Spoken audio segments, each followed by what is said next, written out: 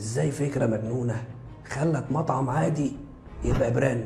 الموضوع بدأ لما واحد اسمه مايك بورنوس مسك المدير التنفيذي لمطعم اسمه اند بيتزا، وكان فاكر انه هيبقى رئيس تنفيذي في مطعم كبير وهيبقى عنده مكتب وشغل عالي.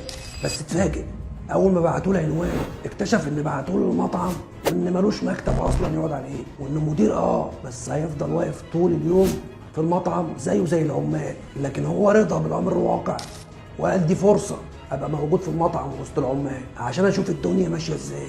لكن هو اول ما وصل المطعم كان فاكر ان المطعم شغال وانه هيعمل شويه تحسينات صغيره، لكن اكتشف ان الناس شغالين وان مفيش تناسق بينهم وان عدد العملاء عمال يقل. فعمل زي ما اي رئيس تنفيذي بيعمل، رسم وشم على دراعه. هو ما رسمش اي وشم، هو رسم الوشم بتاع اللي هو رمز للمطعم نفسه. هو كان في دماغه فكره وعايز ينفذها، بس عشان الفكره مجنونه ومحدش هيقتنع بيها فهو حب يطبقها على نفسه الاول.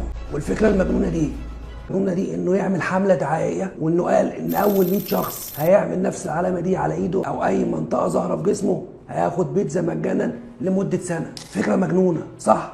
بس اللي انت ما تعرفوش ان اول يوم بس 2700 واحد رسموا الوش. بس هو كان في دماغه حاجه تانية خالص، تعال وانا اقول لك عليها. هو كان عايز يعمل انتشار لعلامه ويتحول مكان من مجرد مطعم بيتزا لمكان الناس مرتبطين بيه وعندهم ولاء ليه، لدرجه انه حط هدف ورساله واضحه قدام العمال وقدام العملاء في المطعم، وهي اتس مور ذان فود اتس ا كالتشر.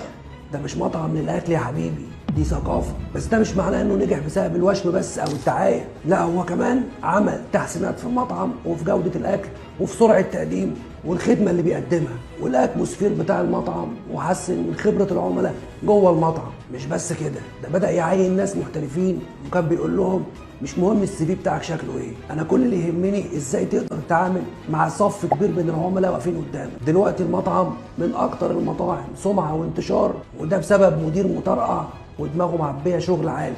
هو مش تافه ومش غبي وما جاتش معاه بالصدفه، هو شخص مختلف بيفكر بره الصندوق.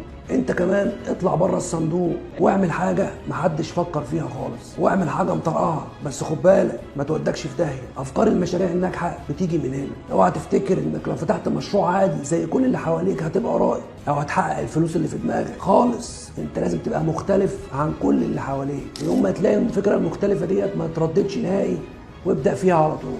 هتلاقي ناس كتير بتضحك عليك بس صدقني هيسقفوا لك في الاخر لما يلاقوك نجحت.